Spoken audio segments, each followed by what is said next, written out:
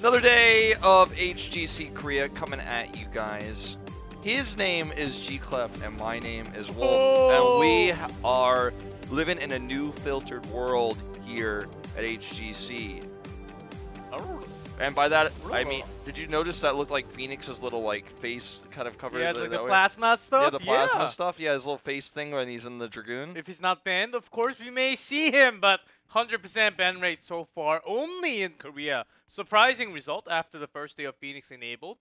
NA, EU had all 7 games played, not a single ban on Phoenix. Not a single ban.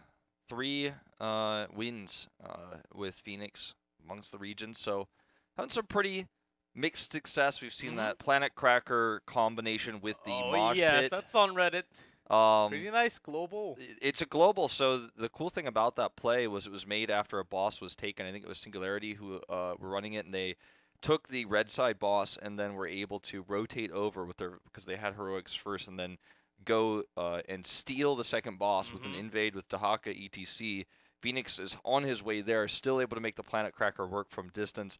That's the kind of playmaking that Planet Cracker can allow you on a huge map, although Salvos has been higher picked and a little bit more successful. I think except for the game that you just talked about, everything else was Salvo. And Salvo, of course, doing tons of damage, even more onto slow targets. And they were trying to line that up with the slow from Blaze, most likely, with the oil spill, which gives that slow AoE. Yeah, here's our standings. By the way, we have just 2 weeks left of regular season. We'll have this week and next week. So what you see now is pretty much what you're going to get, with the exception of Finalizing and Miracle. Not too much movement tonight in our series, unless Ballistics is upset, of course. But GLuck versus Miracle, a very important match for Miracle. A loss here would put them at 3-10. Going to the final week, they would be pretty much up the creek without a paddle in terms of avoiding Crucible play. And, you know, we're a broken record on it, but it may just be time for Miracle to be tested against open division teams. It's been a long while that they have been struggling, and this legacy team may go away. Imagine this as being like Team Expert or something like that from Europe. That's the level of play that Miracle had in 2016 and the very beginning of 2017. We're talking like a top 3 Korean team, and now they're down in 7th place. So that line there that's drawn is the cutoff, and they are just below Feliz at the moment.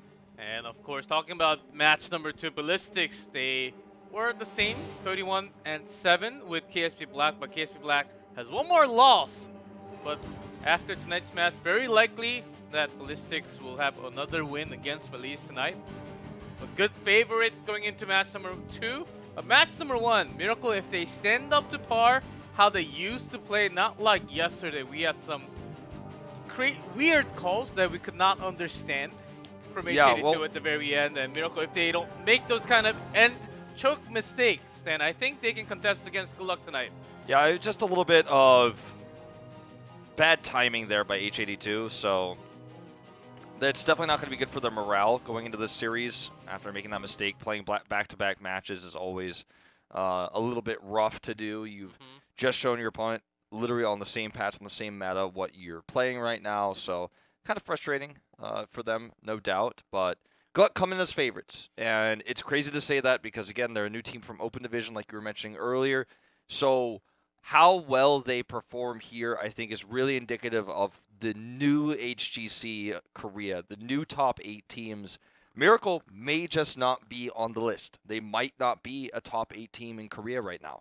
Yeah, who knows? And Open Division teams below here, below the HGC, they're really good. They are actually, from what I know, against scrims that Miracle, they're actually having scrims against Open Division teams. Sometimes they're tied, oftentimes 5-5 if they have 10 games. So they may actually drop down, according to what I've been hearing. So we have a lot of strong teams coming up from Open Division. Even the top HGC teams can't really be standing all the way on the top forever. Yeah, and if you get that 6th place spot, as Miracle is looking for in their struggle against Feliz, if you get that 6th place spot, you're guaranteed a whole nother season. You're guaranteed phase 2, and you're on another shot at BlizzCon, for example. But You're guaranteed a second season. You don't have to worry about open division teams. Even if the open division teams don't end up being better than you, the ones that do make it in, if you get that 6th place spot, it doesn't matter if they're better than you or not because you got into top 6. So you're going to have that guaranteed next season. You'll be playing in HGC. You'll be playing in the pro scene, not the amateur scene. So, you know, it's a little bit scary for this squad, but we'll see if they can pull it through. Yep, this match matters a lot for them. They have to at least win against GLuck, I think. If they play about the same, how they were able to contest yesterday, but really far off, maybe look for a small map, even of Braxis, or 2-lane maps, BOE, Braxis. What are some other maps that can finish pretty quick? I mean, Spider Queen, depending on how you play it, like it's been pretty quick these days. It was historically a longer map, but it's been pretty fast these days, so that's a map that could be good. Yeah, I mean, those are the maps you're really looking at. Sky Temple, definitely a great map for this, but it's not a map that Miracle actually has a high win rate on. In fact, so if we have this time, if I have enough time to check this out, I'm really curious. Tomb of this paper with stats. Stats paper. Here is, of course, GLuck. Yeah, GLuck. Contesting. They are 0-6 on Sky Temple. Yeah, I was pretty sure they had a bad win rate on that map. Yeah, you can't go lower than 0% for sure. 0-6. Wow, yeah. What a bad win rate. GLuck here. What they have tested yesterday with the double supports were quite interesting, but they stopped right there. They lost all 3 against Blossom. It was 3-0. They tried to do something, which I also watched the replay of the games, and I couldn't really tell from the Korean caster. They didn't even know what they were trying to do exactly. I mean, it was just a mistimed rotation. They wanted to take back control of the bell tower. They wanted to collapse and grab that kill, but it was just mistimed. You know, these things do happen in high pressure situations, but they had the game won. They had the closest thing they were ever going to have to a victory against Tempest, and they threw it in the dumpster. And Miracle's a team that looked very different when it was 2016 and they were on top of the world. They were in the grand finals of the Gold Club World Championship against Ballistics. They looked strong. They had crazy moving on the roster, and it was very much a more TNL-esque team than it is now. And this team looked to be a powerhouse. It looked to be the team to challenge some of the greats like MVP Black at the time with Tist on the roster and Reset. I used to have Tist and Reset. That's right, those players used to be on this team. And now they're on KSV Black. This team is a far cry from what it once was in terms of roster even. H82 being their newest pickup, a great solo laner. But the communication has never really been flawless for the squad this season. And it's costing them big. Yep, and from yesterday they picked Genji first pick twice. And I think Gunja really needs to step up if they want to keep that Genji as first pick. We couldn't really see the reason why they were picking Genji that early when Genji wasn't really going to be banned. Maybe, but compared to Gunja's Genji, he has a lot of other DPS. He can actually position better, play better. He was also somewhat throwing almost in many of the games. So I would like to see him play some different heroes or much better of a Genji if they're going to pick Genji again. I completely agree. And I would also like to mention the first map pick here, Dragonshire, does not. This is Miracle's map pick. This does not actually lead into what you and I expected to see, picks of smaller maps and trying to win the early game. This is a late game map, the most late game map in the pool, second to Towers of Doom. They've banned Cursed Hollow, one of their legacy strong maps, so a little bit surprising to see. Phoenix 6 for 6, make that 7 for 7. He has the highest ban rate in Korea at the moment, above Maev and Uther and Medivh. Of course, it is 100%. That's 7 for 7. We didn't see any bans from NANU last night. It's played 7 times, all in all of the games, because they were focused on Medivh and Maev most likely. But Korea seems like they are really scared of all those crazy mechanical plays that Phoenix can actually pull off. Like when there's a pulse bomb, he can actually dodge all that damage with the perfect warp timing. That's also possible, and Tracer is one of the most highly picked character in Korea, so I think they're really scared that that's going to happen. Yeah, Warp is a really interesting ability. You can, for example, even dodge a Pyroblast with it if you time it correctly. You're no longer really physically on the map during that animation, so You can do a lot with it. Now, look at this. Crazy powerful Tracer comp coming out from GLuck. Malfurion, Tracer, Tyrael. So, you got rid of the Phoenix, but you left this open when you decided to go for the Genji priority again. You were mentioning this. Judy, always the player we have to talk about when we talk about Garrosh, picks it more than any other player in the league. And now we've got Genji being played by Gunza, who had a weak performance against against Tempest. Will this Genji pick actually stack up against the play of GLuck here? Very likely Relic on the Tracer. It is going to be a tough ask. It'll be easier theoretically than against Tempest, but the fact they haven't changed their game plan here, realistically all year long, is worrisome. And it seems like they are continuing the same trend. Yesterday, they brought that Tassadar, even banning Tassadar, when the other team played that Malfurion Tracer. Pretty sure Miracle is thinking of that pick, just banning it away. Do they really want to have the double support continuing? Banning the Malthael, early ban for this one, clearly indicating they want the Sonya pick.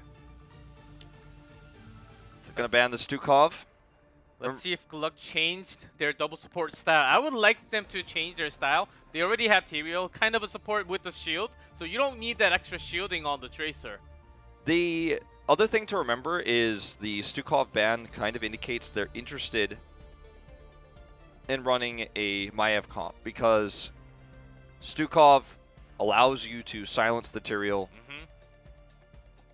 What do you do here? If you run the Maiev, you run the risk of failing to have realistic damage with the Genji X-Strike combo we've seen with I want to say, very limited success. Or do you just pick the Uther here, make their ban wasted, and grab another strong DPS like a Greymane who's got good wave clear, good control of the mercenary camps? That's what I'd prefer to see in this situation, because we have to repeat this over and over and over again, but just because Maiev is top tier and available does not mean that she fits this composition and that they should lock her in. Let's see what they make of this decision, because it's a tough one here. Time's running out. They will avoid the Maiev. I think this is the correct decision. They go with the Hanzo, who's similarly strong to the Greymane pick I was describing. Good camp clear, good map control. Yep, still the 31.1 patch before the level 4 Scatter Arrow talent nerf. 200% is still 150% against all the mercenaries and the minions with that Scatter Arrow damage. So Hanzo pretty good on the map. They have the brother and a pretty strong top lane with Sonya also. So all you need to have a support, Uther, anything close will be just a finish for Miracle. They do not have a Stukov, which doesn't really pair up the best with Genji, so it doesn't really matter. I think Uther protecting one from the Pulse Bomb is just enough for Miracle to finish up the draft here. In terms of solo laners for GLuck, I think Blaze is really the only realistic option right now. I mean, we're not going to see a Thrall. Leoric is a possibility, but, you know, we're looking at high mobility heroes that can escape from that. They're going to close it out with the Maiev. They've got a good combo here with the Blaze. They have Tyrael, so they can force a fight that they're invulnerable in. And I like this composition a lot. They have the ability to run Judgment too, depending on what Miracle wants to run for their support. I think Uther's the best pick, but it's still it's not ideal. Like, Uther's going to be great for Genji and Sonya, but you're going to have to decide which one you want to Divine Shield, and that's always tough. I've seen Brightwing coming into play as kind of a counter against Maiev's Cage. It didn't always work, but on this map as a global also, it could work in a way. Yeah, very strong against Tracer too, and we have seen it a lot. But they are going to go with the Uther pick. I almost feel like if it wasn't Tyrael on the other side, you could even see maybe a Lucio here, but it is just not, it's not out of the box. It's not crazy what we're seeing with Uther, but you're going to have to make that tough decision. Who do you empower? Do you save your Sonya so she could heal up and peel in the fight and look for more massive damage, or are you looking for the burst damage from the Dragon Blade? Which one do you empower? And if you ever have to use it defensively because suddenly a cage comes down in a place you don't expect or don't like and have to use it early on your tank or onto the Hanzo, then you will never win that fight. I like the style, how the green teams are approaching Maiev. compared to the other region where they just insta-lock in Maiev from the first. Because we saw those games with them, KSP Black, Ballistics, just crushing over the opponent, drafting with the counters against Maiev, like a Falstad, with like a Blaze or anything else. And they got crushed even with the Maiev. So picking Maiev as the last pick when they have the exact keys to chain all that cage, I think this is the way to pick Maiev in the draft. Yeah, very much well said, and very much a thing that more teams should strive to do in drafting. Miracle having a very high win rate on this map, actually, surprisingly, given that their late game is weak. They do understand how to control Dragon Knights and poke in the mid lane, and this is a map where Gunza's actually been playing mostly the Junkrat, and they've actually done a lot of really cool pushes where they have Gunza delay the Dragon Knight while they push top or push bottom. They do understand how to use fort pressure. This early game is going to be very difficult for Judy because he's always going to be threatened, always going to be harassed. And it's frustrating as a Garrosh main like Judy is to struggle in the early game. You always feel like you want to be the one making the picks, making the plays, but when you're on the run, you're taking damage, you're getting harassed, you just don't get to play the way that you're accustomed to. After thinking a while, looking at the draft and the team comp from GLuck, I think Uther is the perfect pick. They will have the cage, maybe chain it up with some CC and Twilight Dream, but is that enough damage to get multiple kills at the same time? I don't think so. I think Tracer with the Pulse Bomb is looking for only one. I think that's only the one possible option during the team fight, and Divine Shield may just be enough to save everyone. Yeah, I think it's going to a lot of the time have to do with how many Q resets Relic gets on the Maiev, because if he gets a lot of Q resets and the damage comes through, if he's unable to do that, then yeah, it's kind of burst on one target. And if that target is Garrosh, it's going to be difficult to kill him. If the target is Genji or the Sonya, it's going to be Divine Shield to counter the burst, and then you're going to have a bad time. Genji has his Deflect to mitigate the Pulse Bomb, and they have Divine Shield after that expires, or if he's on cooldown to save him against moments like that. So how the fight happens when we do reach 10 is going to be so important. What's also important is which we haven't mentioned is the fact that Sonya is being bullied in lane so hard that they actually grab the camp first and are going to push it. Sonya hasn't even been able to take hers. This is going to be a free wall here, just completely taken out with this 4-man push as Tracer, or sorry, 3-man push as Tracer and Blaze just continue to soak mid and bot. I mean, this is actually going to get the healing fountain. This is too much damage. Yep, they are going to lose the control on the top lane. They know that H82, Sonya is a very powerful tool in the solo lane, so they're making the rotation. Of course, throws in Relic, may not be able to escape. There's a vault, getting some CC out, but damage does not follow up at all. Scrollman without the Hound, H82 very low. Oh man, this is going to be a double tether too. This is actually just going to be a wipe, I think. Judy's got all that armor. Sniper's already used his dash, so they are going to escape here with this minion wave. Barely escapes, but this fort goes down, and total control onto the top lane will go to GLuck for the rest of the game now. Yeah. Oh my god, this Even looks like a Hanzo kill on gets Gunza. caught. Oh, Garrosh might have actually just literally killed him. Oh my. Overlord lives with I wish we can see the actual numbers, number. yeah. Probably less than 5. Had that parting gift connected though, I think that's actually a kill. Crazy close play there. Both people get alive. Both people who deserve to be dead live. I guess the game argues neither of them deserve to be dead, but I do. They both should die. Yep. 0.01 second late recall would have killed him. But Overlord, as he was not the best Tassadar yesterday, seems like his positioning, he's really being aggressive. Not against his style somewhat. He was very passive last year and the year before. Seems like he wants to change his style to somewhat offensive, risking his play to get the kill. But oftentimes he was the one dying because of his aggressiveness yesterday. Yeah. I can't really say that because he lived it was correct. Like, I know the joke is calculated, like, oh, he knew, but yeah, like in theory, he was so close to death. And if he dies there, they actually just get another wall and maybe even a fort. Look at how they've chosen to move around the map now. Sauron not missing a single minion here. Does get bullied a little bit, but because there's so much pressure top, there's no one mid, so Overlord free soaks while building pulse bombs, farming pulses. Bottom is being pushed heavily here. And when they try to come in and take control of this Moonshine away to grab a Dragon Knight, that's when Tracer blinks down, drops a pulse on somebody. They have to be careful in this bottom lane about giving Tracer opportunities. She's coming down here now with that newly farmed pulse bomb. Low health.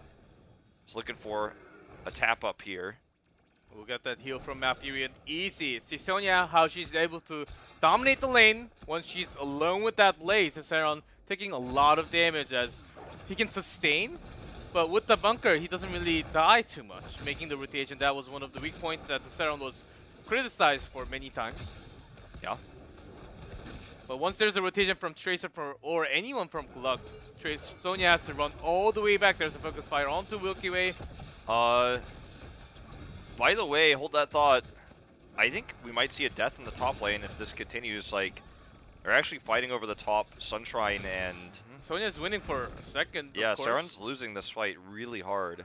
He wants to retake this because he's scared they were going to lose control of the Moonshine, but first of all, they have not, and second of all, he needs to be careful here or he will die. Okay, Blaze can sustain, but against Sonya, not going to unless happen. you juke the spear somehow, yeah. I don't think you can win that 1v1. And he's going way too far, doesn't notice the Genji right next to him. And that's going to be a kill secured. Saren just plays really sloppy play up in that top lane right now. He had total control when the lane was bullied against Sonya and they had the Merc camp there and he was able to play forward like that. But when the rest of the team is pressuring bottom, you need to know where the Genji is at all times or you need to be under turret or you're going to die. Especially he was like past the midway point of the lane. Be careful about how you stand. Just a sloppy play. Yeah. Genji was missing from the map for somewhat of a time. I think there should have been a call that just, if you're pretty low, just go back. I think he was like 40% health when he was trying to push the minion wave player. It's just okay to just try to stay in experience range, but like pushing the wave when you're lower health than the Sonya is already risky as it is. So they actually lose control of the Sunshine. Dragon Knight is currently being channeled by Miracle. They're not going to be able to get an Unleash easily. Here comes the taunt. They want to commit to this fight, but I don't know if this is the right time for Miracle. Milky Way does have this Sanctification available. And they will take the Moonshine back. Saran probably considering just rotating down to look for a fight here. That's also a possibility. Or just going up instead, if they can control the bottom one for a long time. And make sure someone's in the mid lane to cancel, to interrupt that channeling from Sonya. Actually really funny that basically Miracle and GLuck were juking each other out. Like H82 and Saran are both being like, I'm going bot. No, I'm not. And then there was like 2 whole waves of minions that just did not do anything. They were just fighting up there, just wasted. No one got them. Finally, H82 makes the decision to come up here, but we see the rotation from GLuck to not only take the Sunshine, but also to invade. Huge Dragon Arrow coming through. Sniper with the Dragon Blade here. Tranquility is not going to be enough to save a Tracer, not even close. Now the D-Shield coming down. Sanctification. That's enough to take out. Genji's doing so much damage, but what else do you have to protect your team? This is not on your side. Let's take out Sonya, but Hanzo's doing 3 damage right next to them. Tyrael going to grab a kill here with the root, but this was very sloppy by GLuck. That was a really cool Dragon Blade coming in from Sniper. Bunker was late, and... Momon Relic hesitated before going in. He hesitated for a split second after going into E. If he went in, did a little bit more damage and take control of the camp, they would have got the camp, also take a few kills before that Dragon's Arrow came in. Because the rotation from Miracle was late, much later, much slower compared to GLuck. And why take Tranquility here? Like in no circumstance does that end up being the correct choice, I think. Especially when you're looking to be invading camps like this. We just see Tranquility doesn't affect Tracer. It doesn't do anything for her. She has such a low health pool versus burst damage coming through from Hanzo. Oh man, another death for Saran up here. Miracle has taken this game and they're running away with it. They were totally dominated in the early game by the better rotations from GLuck, but now Miracle is finding picks, finding kills, taking defensive fights, taking mostly punish kills, honestly. Punishing that fight on the on the Knight camp, punishing the aggressive positioning of Saron, finding answers where GLuck gives them opportunities. This game is not over by any means, but, I mean, they have taken a massive lead. I know they had a theme. When they have a theme with the Maiev, let's trap down a few members in the cage, try to get some kills. With Pulse Bomb, maybe.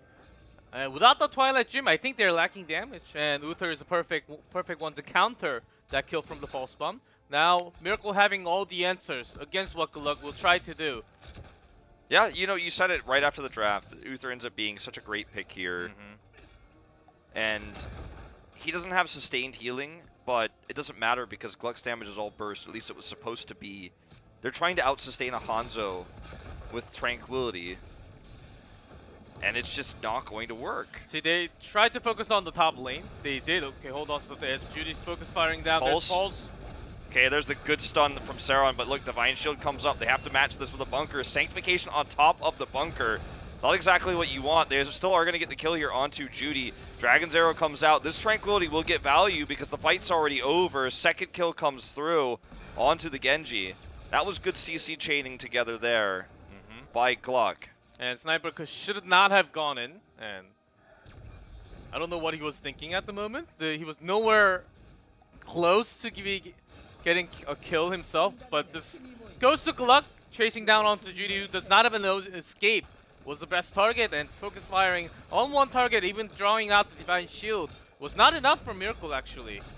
Chikov, I want to say something crazy, and I don't want you to judge me for it, but okay.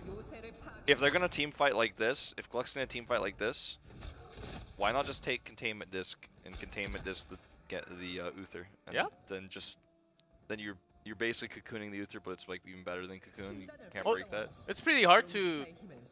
It's not the easiest. It's not as easy as cocoon, but still, it works. Yeah, I mean, I think that could have been a cool way to try to use this composition differently, because they're trying to basically burst a target, and they're like, "Aha, we can out-sustain." I'm like, "Well, they have Divine Shield." He's like, "But I have Sanctification. Look at this, Sanctification right on the ground on top of the."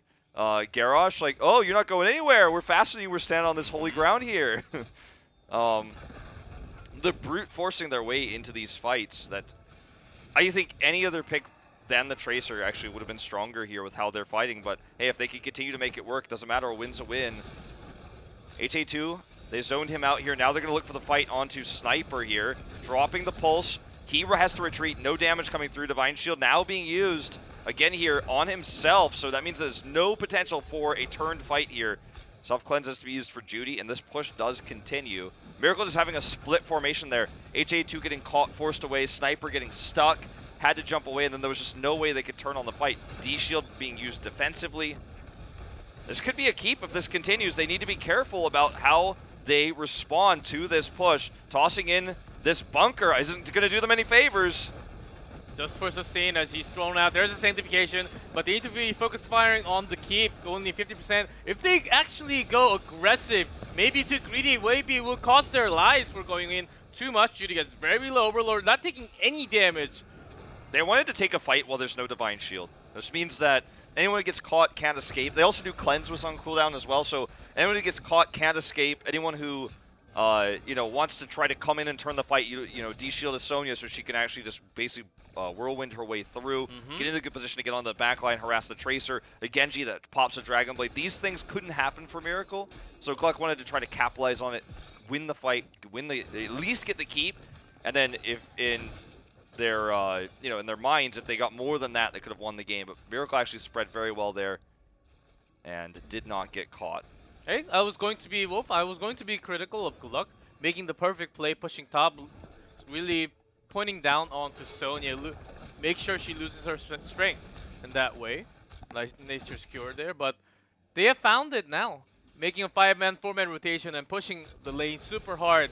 And make sure you neglect, basically cancel all the damage from Hanzo with the healing from Malfurion. They're making that work with all the defensive tools they have. Miracle, they don't actually have to defend too much. They don't have to follow the macro. They can have their own. Because they have a lot more utility compared to GLuck does. Oh, they certainly do. They have a ability to have a global stun. They can, theoretically, they should be able to clear camps faster if they control the map and are not constantly losing team fights. There's a lot that they can do with this composition. This is not where they want to do it, though. Getting caught, giving all these Q resets over to Relic. He's going to grab H82. This is a good time for a Sank. There it goes. The prison here is, sorry, the cage is really well placed. And with this Tranquility, they do out-sustain Miracle here. But look at the burst coming through onto Blaze. D-Shield should be up, and here it comes. Dragon Blade trying to look for the counter now that Blaze is dead. Was the only target used. Lots of CC, even the taunt on the Blaze alone. That's a kill, but in terms of your own rotation, you're losing the macro. These camps are pushing, so Miracle 1 kill is all you need to catch everything up here. As the levels are pretty even, they will maybe even be able to, no, not anymore, as GLuck contesting this bottom shrine. Actually ended up being really funny that like Judy basically caused himself to be stunned by that toss. Gonna grab this shrine, so despite the fact that Gunza wants to channel mid, it's not gonna happen. Sorry, Sniper wants to channel mid, it's not gonna happen. Notice they do have this role switch again. Sniper on the Genji, Gunza on the Hanzo. We've seen both formations from this team yesterday. Even Sniper, when he goes Shift Strike in, he's not looking for the best target. He's just wishing that he does some damage. Maybe, luckily, I can escape from it. Yeah. Well, they get a Dragon Knight, they're getting the taunts and the CC onto the Tyrael so they can prevent the Sanctification. They are successful. Sniper's going to eat this Pulse. Does barely escape with his life. I mean, taking Hearth home and should be able to come back to make this Dragon Knight more valuable. Super important that Miracle's controlled the majority of these Dragon Knights so that they don't end up losing that bottom key. But they have not been able to find much with theirs, losing most of Sniper's health there being a big problem. Just buying time for Genji to come back, and you, as long as you have the HP onto the Dragon Knight, you can still push. You don't really end up using all the time. It's most likely the HP that runs out first. So using the time, make sure your Genji's here because you're about to hit level 20. Once you have that level 20, the never-ending Dragon Blade will sweep through everyone, even Saron, even Tyrael, just with the Dragon Blade, maybe enough. Yeah, they need to be careful about that engage. Sank is up now, that Tyrael has respawned, so Milky Way's going to look for a fight here. You have to imagine they don't want to let this keep go. Sonya just doing as much damage as she can before this expires, gets it down to half health. Are they going to collapse for the engage now? Looking for a stun was Saron, but he could not find the one he was looking for. A few Q resets coming in for Maev. Look at Sniper's positioning, wants to pop a Dragon Blade. He's going in.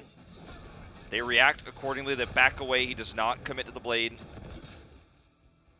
And this ends up being actually a pretty good defense for GLuck. What a close game we have on our hands here that keeps it almost exactly the same health in the bot lane. I think Miracle wanted to push that little bit. Really goes towards the edge of the margin right before 20, where GLuck was about to hit 20. I'm pretty sure if they went a little bit greedy, could have been a keep. Because they have some range damage, even Hanzo and Sonya for the siege. But not really contesting. Maybe the nightmare from last night is coming back to them? It could be. Got to be careful not to make a poor engagement, make a bad decision. In this game, we're essentially just roaming as 5 non-stop with these two teams because any mistake is game at 18 minutes, level 20 on both sides. The improved bunker is up here. This is a scary moment. Gunza's damage is a lot less with the camp. The aura, you just have to stand around it. There's a shield from Tyrael. Holy ground. HG2. A few targets. HG2 solo, about to get caught. Does escape, does grab that healing. But they get the keep. And that's just the start here. Judy is the target. Look at the body blocks here. The bunker to allow them to dive deep. Divine Shield not on the target they want. They're going to lose a lot of damage here now. Genji's not going to be able to do much of anything. Sanctification is going to allow much more to be done here for GLuck if they commit, but I don't think they can. They haven't gotten a single pick yet. That was an early Sang. I think Milky Way should have waited much more. No pressure at all to use that Sank. Yeah. But it seems like they are just doing what they promised. After the bunker, let's have the Sanctification just for the safety. Yeah. Now, that's on a long cooldown. Yeah. So Miracle actually has a chance to protect the core and go back to the game now. Yeah. I did misspeak when I said Sanctification for the core. I meant the shielding from Tyrael. He did take that talent level 1 despite the nerf. So powerful to try to go for cores. They do escape without losing anybody because actually, let's talk about this for a second. We very rarely ever see core calls canceled where everybody goes home. Like, we almost never see a team walk up to a core, hit it, say, hold on, this is not going to work, and then leave and nobody dies. Like, that was a really expertly done retreat there by GLuck. They have the smite for extra movement speed. They all get out. They all mount up. That was pretty classy, actually. And I also want to say that Miracle should have capitalized more, but they couldn't because they used a Divine Shield onto Garage. Oh man, one is caught on the top, and that's gone already. Blaze once again making that mistake. There's the Dragon's Arrow and the Dragon Blade to follow up. Yeah, I don't think he has Divine Shield just yet. That should be up soon. I'm going to use the Tranquility to help retreat here. Oh, but it gives Blue Beetle a rough spot here. He does end up getting caught and blown up. Pulse Bomb coming through here, making this a little bit of a trade. Overlord chasing down Judy, but he's got 44 armor, so it's just so difficult to get those last few shots through. Scatter Arrow is going to connect. Right now, Miracle needs to make a play for this Dragon Knight. They need to grab Keep and maybe even look for a core. 60 seconds till Tracer's back up means this is a huge opportunity. That's why Tyrio's going to try to squat this for as long as possible. Comes up here, sees that they're all here, is going to now look for the mid push, the mid delay. HA2 channels. Oh, this is greedy trying to get these. I don't even know what these are really going to accomplish. They want to put the map control away from the bot lane. Just to have the pressure on the lane, because I'm pretty sure Miracle will just wait a little bit after getting a keep, because Genji's still on some cooldown, 16 seconds left here. As this is a 21-minute Dragon Knight, they can get more than a keep. Of course, this will be some what of a harass, going straight to the keep on the top lane. Yeah, top lane is taking some damage, but I don't think it's ever really going to threaten the keep all too much. Hanzo is in this Dragon Knight, which is actually pretty helpful for GLuck. But that also means that Sonya can do a lot of damage. Keep goes down here, going straight to the core right now. They want to end this, but so much damage coming out from the Q resets here. Sank dropped very early in this fight, along with the Tranquility. The target is the Dragon Knight. I know the Dragon Knight is very strong, but goes down very quickly. Uther is... But it is Sonya. It is Sonya we're talking about here. I think they might just barely be able to do it. 30%? Sonya coming over. Redemption is going to allow Uther to come back alive. Sonya's got the Divine Shield. I think they're going to do it. 9%, 7%, and they are going to do it. They're going to get it. 1%, and it goes down. Sniper, that was the most decisive move that Miracle has ever made. That is the most decisive move they have ever made as a team. What a core call. I cannot believe they made that happen. They had the decision, they had the coordination, the Divine Shield. What a play. It doesn't get closer than that. This is what we call calculated. This one was calculated from Miracle. They knew after Uther coming back, Divine Shield still available, focus on Sonya. Make sure Sonya has the most siege. And Genji, I was surprised because Genji, when they were going for the core, Genji was spawning at that second. I want to say Sarah on 5 deaths.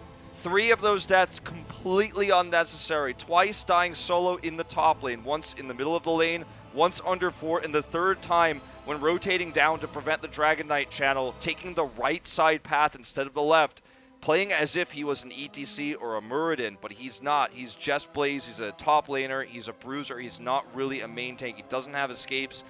Gets stun locked there and killed 3 unnecessary deaths for this player. Cost them big and allowed Miracle to take all those objectives they were so decisive with to win the game. So Saron with some massive mistakes today.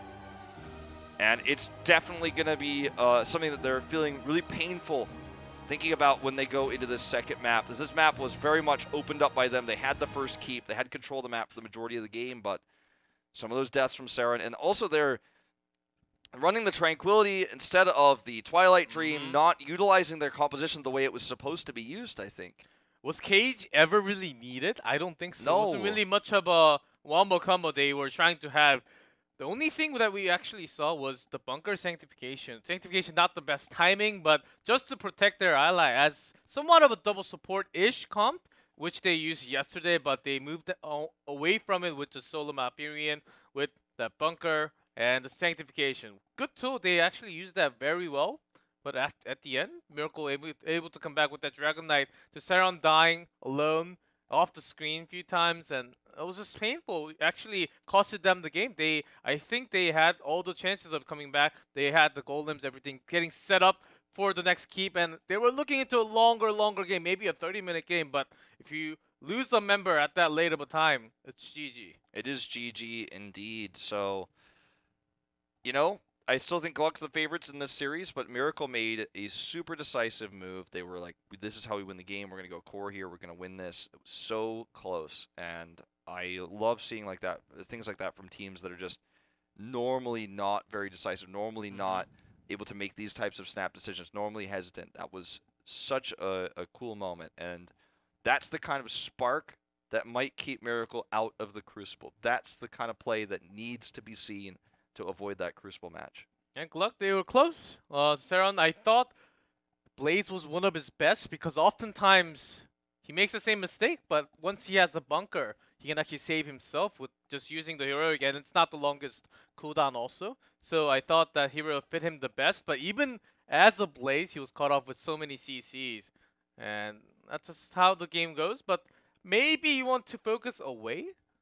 He has been the weak point in the team so much, and the other four not really rotating too much to help him. Maybe that's another reason. Thinking that your solo lane can sustain with himself alone. Well, I think we're having some problems as GLuck. Maybe they need to recognize what the real problem is and try to change and adapt the strategy so make sure your player is doing all right. Yeah, I think that it's time to get focused. We're going to BOE. This is also Miracle's map pick. So they actually chose map instead of first pick in this meta, which I think can be a mistake, but with the Phoenix being permabanned, you're kind of feeling like you get 2 picks instead of 1. Yeah, oh, like no, that's right. No, Miracle won. I'm sorry. I'm not used to them winning. Like, I was like, oh! no, I'm just teasing. But no, yeah, they won, so of course they would take the map here. I was like, wow, like this is decisive again. Like, they're picking the map too and not first ban. Too much hype, Wolf. And I'm getting a little bit hyped. They are choosing the map, and I like this. They want to have a quicker map to finish the game as soon as possible. That late game